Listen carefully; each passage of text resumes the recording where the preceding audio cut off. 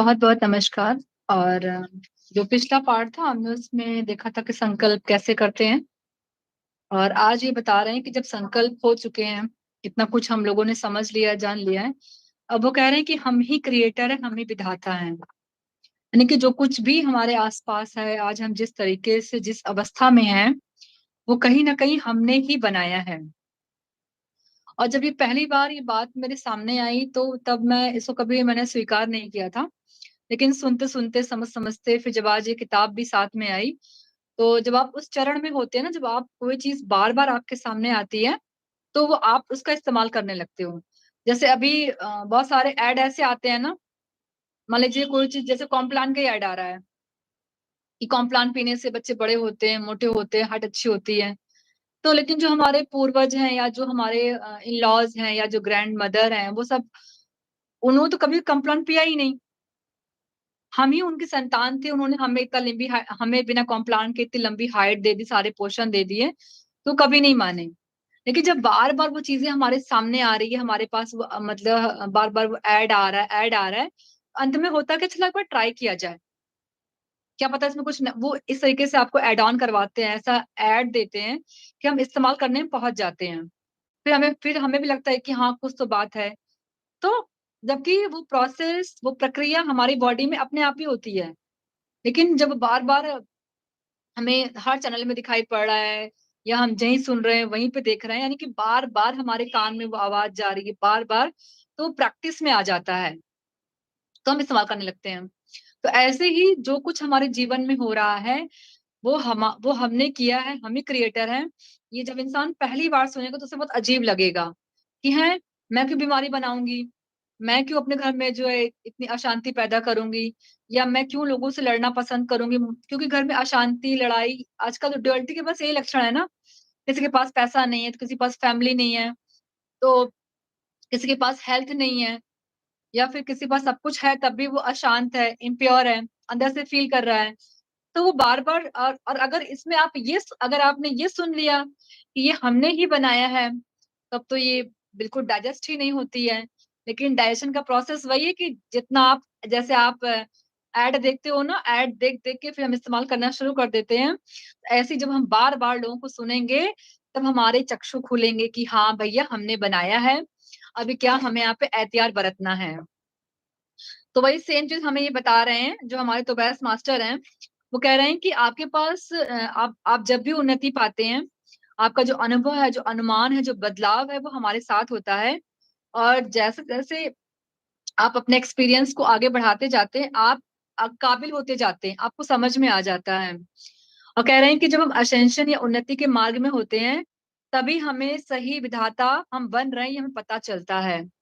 अब तक जो हमने कर लिया, जो हमने देख लिया, समझ लिया कि हमारे आस-पास ये हुआ, लेकिन जो हुआ वो हमने उससे एक प्रकार से प्रोग्रेस भी पाई। जैसे हमें पता है, बार-बार ये होता है कि हमें हमें अपने बड़ों से ज़बान नहीं लड़ानी चाहिए, उनसे हमें सही से बात करनी चाहिए, ठीक है? ये हमें हमारे उसमें डाल दिया गया है। ठीक है, अगर बाय चांस यदा-कदा हमने कुछ बात गलत कह दी या वो हर्ट हो गए, तब हमको समझ में आता है कि हाँ, जो लोगों ने कहा है कि हमें बड़ों से कैसे बात करनी चाहिए, अगर हमने उसको एक बार उसका ब्रेक कर दिया, तो माँ-बाप बहुत हर्ट होते हैं, वो काफ़ी स टाइम तक वो अंदर रह जाती है और फिर निकलती नहीं है। यानी कि हमने वहाँ 2 एग्ज़ाम्पल लिए, एक तो जो हमने हदें पार करी वो, उससे हमने सीखा, दूसरा हमने ये सीखा कि वो बड़े हैं, तो बड़ों का अपना एक अलग ओहदा है। यानी कि अब जो चीज़ वहाँ वो हो गई, वहाँ रुकना नहीं है, अब हमें आगे बढ़ना है, सॉरी महसूस कराना है, खुद भी फ़ील करना है, फिर आगे बढ़ जाना है। तो वही वो कह रहे हैं कि कोई भी चीज़ अगर हमारे आस-पास आती है, तो वो सपोज़ हमें कोई कष्ट आया हमारे जीवन में, तो उसको भागना नहीं है उससे। हमारे रेंजर्स हैं, वो हमको जैसे हम अपने गाइड एंजल से पूछते हैं या अपने भगवान से पूछते हैं, भगवान ये जल्दी खत्म कर दो, कब ठीक होगा? तो हम ही पूछते हैं और हम ही कहते हैं कि चलो शायद आज नहीं तो कल ठीक हो जाएगा। तो हमारे ही विचार हैं वो। और वो ठीक तो नहीं होता है, अगर घर में कोई सिचुएशन है, अगर आपके घर में कोई शराबी है, कोई भी ऐसा इंसान है जो मान लीजिए अल्कोहलिक है, अब आपको चेंज करना है कि वो अब एक तो सबसे पहले ये है कि चलो आज नहीं तो कल वो ठीक हो जाएगा। वो समझेगा, ये हमने भगवान से प्रार्थना कर दी है, ठीक है। तो एटलीस्ट हमारे अंदर एक भाव आता है कि चलो पर तो हमने स्वीकार कर लिया कि हाँ ये इंसान अल्कोहलिक है, ठीक। हम इसके लिए यहाँ गए वहां गए, पता किया हमने, तो हो सकता है ये ठीक हो जाए। यानी कि हम उस परिस्थिति को समझना हमने स्टार्ट कर दिया। समझने के बाद हमने उसको स्वीकार करना शुरू कर दिया। और अब होता क्या है कि जहां पे हम 4-5 बार उसको समझाते थे, उससे लड़ते थे, उसे गुस्सा करते थे, उसके उसके संग बहुत सारी हमने उम्मीदें पाल रखी थी, वो हमारी कम हो जाती है। क्यों? क्योंकि हमने उसको समझ लिया। और जब हम और गहरे उतरते हैं, आखिर क्या वजह है, किस तरीके से इसे बदला जा सकता है, तो वो यही कह रहे हैं कि अगर हम इस तरीके से परिस्थिति को समझते हैं तो आने वाली परिस्थिति धीमे धीमे खत्म हो जाती है। और जब हम और गहरे उतरते हैं, तो अगर हम सामने वाले से सही से बात करें या उसके अंदर उन चीजों को अंदर और जाएं कि हाँ इसको ऐसे नहीं, क्योंकि बहुत सारे लोगों ने बहुत सारा ट्रांसफॉर्मेशन करते हैं वो, तो ट्रांसफॉर्मेशन ऐसे ही होता है। या तो हम पहले उससे उलझना, लड़ना, भिड़ना, अशांत करना, उस माहौल को कम कर दें। जब तक अशांति नहीं करोगे, क्योंकि अशांत होना भी बहुत जरूरी है, क्योंकि आपने अपना पूरा एफर्ट लगा दिया। और जब आपने पूरा एफर्ट लगा दिया, तब आप लास्ट में थक जाते हो कि रो रोज ये चीज नहीं चलेगी। कुछ तो मुझे फैसला करना, या तो मुझे मुड़ना पड़ेगा, या सामने वाले से बात करनी पड़ेगी, या मुझे अंदर गहराई में जाना पड़े क्यों ऐसा हो रहा है। तो हम ये 3 चीजें अपनी लाइफ में कर लेते हैं। तो वही वो कह रहे हैं कि हम ही विधाता हैं, और हम जैसा चाहें वैसे अपने रास्तों को मोड़ सकते हैं। और कह रहे हैं कि जब एसेंशन में हम आगे मूव मूव कर रहे हैं, आगे बढ़ रहे हैं, तो अभी हमारे कर्म का प्रक्षालन शुरू हो रहा है। इट्स मीन्स कि एक के बाद हमारी चैलेंजेस बढ़ते जा रहे हैं। अगर अगर हमने एक अपना चैलेंज कंप्लीट किया, तो हमने जिस तरीके से उसको जिया, वहां जो सीखा, फिर हम आगे बढ़े तो कुछ और तरीके से आया। तो इस तरीके से हम वो सीखते जा रहे हैं, कर्म का प्रक्षालन हमारा होता जा रहा है। और कह रहे हैं कि जो भी आज तक हमने अनुभव लिए वो खराब नहीं गए हैं। आप उसे एज अ टीचर की तरह किसी को एक्सपीरियंस शेयर कर सकते हो, या किसी की लाइफ को ट्रांसफॉर्म कर सकते हो। फिर ये एक हेडिंग डाल रहे हैं कि दीवार के पीछे खड़े रहना। अभी तो हम सब क्रिएटर हो गए, क्योंकि जिसने जो अपनी अपनी लाइफ में जो चैलेंजेस लेकर के आए हैं, जो हम सीखने आए हैं, हमारे भाई हो, बहन हो, हस्बैंड हो, जो भी रिश्ता हमारे आसपास है, या हम स्वयं हो, वो एक बात तो तय है कि वो हमने ही चुना हुआ है। आज हम लोग को ये बात कहने में, या बोलने में, या सुनने में अब झूठ नहीं लगता है। ये बात तो तय हो गई कि हाँ हम विधाता हैं। चलो, अब हमने बहुत टफ लाइफ तो हमने चूज कर ली, अब करना क्या है। कह रहे हैं कि तुबैस हमें जिस तरीके से देखते हैं, वैसा हमें अपने आप को देखना है। तुबैस हैं, एंजल मास्टर्स हैं, एंजेलिक स्तर पे जो भी इस धरती पे ना रह के अदर डायमेंशंस में रहते हैं, वो हम लोग को बहुत रिस्पेक्ट देते हैं। वो हमारी पावर को वहीं से देख रहे हैं, क्योंकि वो थोड़े से प्योर फॉर्म में बैठे हैं, और हम डर्टी फॉर्म में बैठे हैं, तो हमें अपनी पावर्स नहीं पता है। हमें बार बार हर चौथे दिन को नॉक करना पड़ रहा है अपने आप को डुअलिटी को रिलीज करने के लिए। तो बैस बार बार कह रहे हैं कि you are very powerful, whatever you have choose in your life you can release very easily. But हम सुनते ही नहीं है। तो बार बार तो वैसे हमें सपनों के माध्यम से, ध्यान के माध्यम से, या जो सामने वाला पर्सन है उसके माध्यम से हमें बार बार नॉक किया जा रहा है कि अपने अंदर जाओ, चेक करो वो सिचुएशंस क्यों आ रही है बार बार। और कह रहे हैं कि उस सिचुएशन को जानने के लिए प्रेम की भावना बहुत जरूरी है। जब तक आप उस सिचुएशन से प्रेम नहीं करेंगे, आप उसको देख ही नहीं पाएंगे। कोई भी चीज अगर जैसे हमारे घर में मान लीजिए जैसे छोटे बच्चे हैं, या जैसे कोई अडल्ट बच्चे हैं, या छोटे बच्चे के जो बच्चे हों, अगर वो बार बार नहीं सुन रहे हैं, आपके अकॉर्डिंग काम नहीं कर रहे हैं, आपने मार लिया, पीट लिया, सब समझा दिया, लेकिन बार बार वो वही कर रहा है, तो यानी कि सबसे पहले वो जो कर उसको अभी प्यार देना है। अच्छा भैया अभी ये कर रहे हैं, कितना मैंने सब कुछ करके देख लिया, एक बार मैं इसको देखती हूँ कि क्यों ऐसा हो रहा है। तो जब वहां वो प्रेम आएगा उस सिचुएशन को लेकर के, अपने आप को लेकर के, उसको लेकर के, अगर बच्चा नहीं सुन रहा है, इसका मतलब उसको हमारा टाइम चाहिए, हमारा प्यार चाहिए उसको।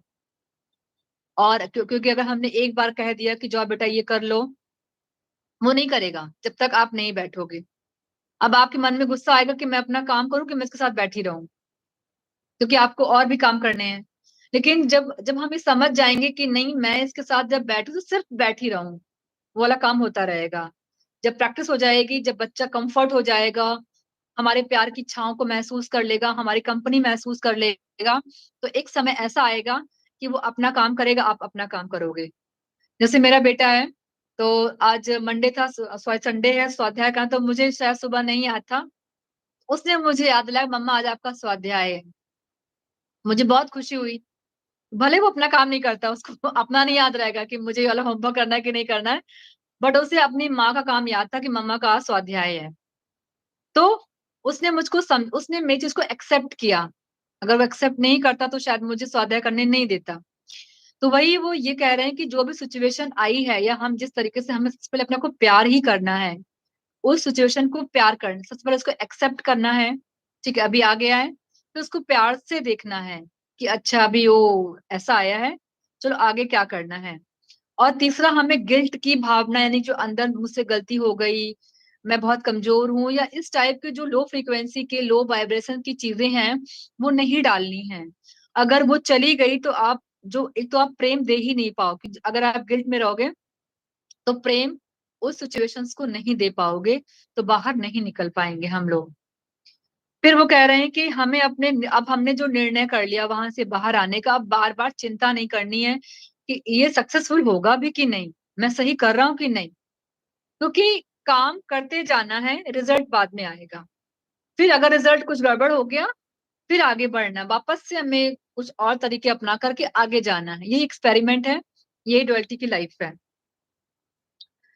और कह रहे हैं कि हमारे वास्तविक दर्शन को अभी जानना बहुत कठिन है, क्योंकि इस विषय में उस तरफ वाले हमारी सहायता करेंगे, एक एक सीढ़ी चढ़ते हुए हमारी वास्तविक दर्शन को जब हम जानेंगे, तब न्यू एनर्जी विधाता बनेंगे। कह रहे कि जब हम एक एक एनर्जी को जानना शुरू करेंगे तो हम विधाता बनेंगे, मतलब कि उसको चेंज करने वाले बनेंगे विधाता। जो हम पहले कर आए थे वो तो आके बैठा हुआ है, बट अगर आपको चेंज करना, विधाता है ना, हम कुछ भी चेंज कर सकते हैं। वो यही बता रहे हैं कि जब आप एक एक एनर्जी को महसूस करोगे कि हाँ, मैंने ये वाली एनर्जी महसूस कर ली, अब ये आया है, मैंने ये सीखा है, उसको अप्लाई करते हैं, या अपने सोच के माध्यम से, थॉट प्रोसेस के माध्यम से, हैप्पीनेस के माध्यम से, और बहुत सारे विचारों से, सोच से, विजुअलाइजेशन से उसे ठीक करने को हम कर सकते हैं, तो ही हम विधाता हैं। और जिन परिस्थितियों का सामना करना पड़ता है उसे ढकेलना नहीं है कि ऐसा फटाफट सीख लिया है, ला मैं इसको अप्लाई करता हूँ, नहीं, सिचुएशन आई है तो ये नहीं कि यहाँ से हट जाए, वो यहाँ से निकल जाए, ला मैं फटाफट इससे पूछ लूं, उससे पूछ लूं, क्योंकि ये काम मैं बहुत करती थी पहले। मैं क्या करती थी, मान लीजिए मेरे पास, मुझे लगता था कि जो जो ध्यान कर रहे हैं, जो थर्ड आई मास्टर्स है, जो बहुत एक्सपीरियंस किए हुए हैं, अगर मैं उनसे अपने प्रश्न पूछूंगी तो शायद वो मुझको जान पाएंगे, और मुझे अच्छे से बता करके मेरे वहां से मुझे बाहर निकाल पाएंगे। तो जब भी मैं किसी मास्टर से पूछती थी तो मुझे वो आंसर पता होते थे, और जब मैं उनसे पूछती तो मुझे सेटिस्फेक्शन नहीं मिलता था। मैंने कहा ये तो मैं भी जानती थी, तो मैंने क्यों पूछा उनसे, या उन्होंने मुझे कुछ नया नहीं बताया। लेकिन हाँ, वो जिस फ्रीक्वेंसी से बताते हैं वो थोड़ा हिट करता है, क्योंकि फ्रीक्वेंसी उनकी बढ़ी हुई होती है, और अगर हमारी थोड़ी सी लो होती है, अगर हम उनके उसमें जाते हैं तो थोड़ा सा हमें उस टाइम पे हमें अच्छा लगता है, बट सेटिस्फेक्शन कभी नहीं मिलेगा। सेटिस्फेक्शन आपको अपने ही काम से मिलेगा, आपको अपने ही कंप्लीटनेस से मिलेगा। जैसे जैसे आजकल मैं बहुत देख रही हूँ कि हेल्थ के लिए आप ये खाओ, वो खाओ, ऐसा खाओ, सब में वही चीज है, सब में कैल्शियम है, मैग्नीशियम है। सब ये कह रहे हैं कि जब भूख लगे तब खाना खाओ। अब जिसको ओवर ईटिंग की प्रॉब्लम है तो वो खाएगा, ओवर ईटिंग करेगा ही। हमने सुन लिया, हमने 2 घंटा संकल्प कर लिया कि बिना भूख लगे खाना नहीं खाना है, बट हमारी जो आदत है, हम खाएंगे उसको। कब तक? जब तक हम नहीं चाह लेंगे, या जब तक हम अपने अंदर उसको नहीं समझ पाएंगे।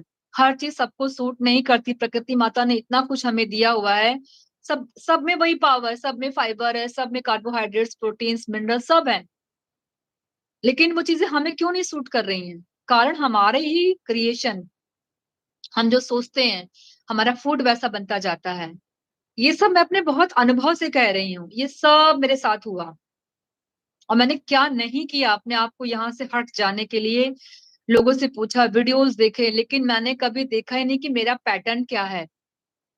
जो पैटर्न मेरा बन गया है, मैंने कभी निगाह डाली ही नहीं, या 1-2 बार डाल दी, संकल्प लिया, 4 घंटा 5 घंटा मेरा संकल्प चला, वापस से मैं फिर वैसी पे मुड़ गई।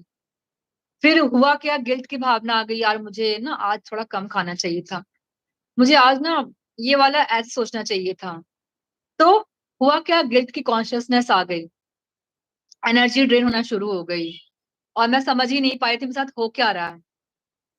तो फिर खैर कोई सिचुएशन है, तो जब फिर मैं तुरंत अपने आप को रिचार्ज कर लिया कि अभी सांस तो है मेरे साथ, बहुत कुछ बदल सकते हैं। जिसको एक आशा, एक प्रेम होना चाहिए कि अभी कुछ भी नहीं बिगड़ा है, हम कल से फिर शुरू कर सकते हैं।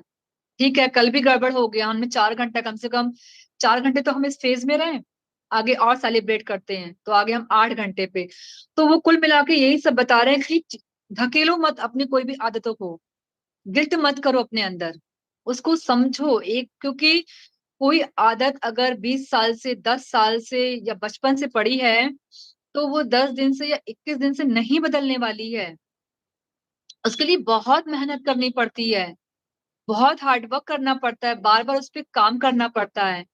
और वो काम बिना प्रेम, अंदर से प्रेम दिखाए, अपने आप को एक्सेप्ट करे, नहीं आएगा वो। तो बस हमें यही सिखा रहे हैं कि जो सिचुएशन, समस्या आई है, उसको ढकेलना नहीं है, उससे नफरत नहीं करनी, उससे भागना नहीं है। क्योंकि एक कदम चलोगे, क्योंकि वो एक कदम चलने के लिए नहीं आया है, कंप्लीट ट्रांसफॉर्मेशन होने के लिए आया है, सामना करने के लिए आया है वो। तो इन्होंने ये बात बताई हमें, किस तरीके से अपनी चीजों को हम पीछे हट सकते हैं। फिर टाइम है क्या, ओरियन की कहानी बताना चाह रहे हैं हमको वो। ओरियन मास्टर्स भी ऐसे ही थे हमारे संग, जैसे हम लोग परेशान है अपनी लाइफ में, तो ओरियन भी हमारी तरह इस धरती पे रहे हैं।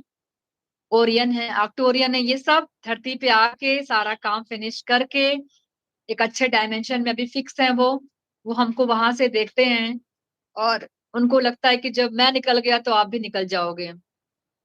चलिए 2 मिनट हम कंप्लीट कर देते हैं।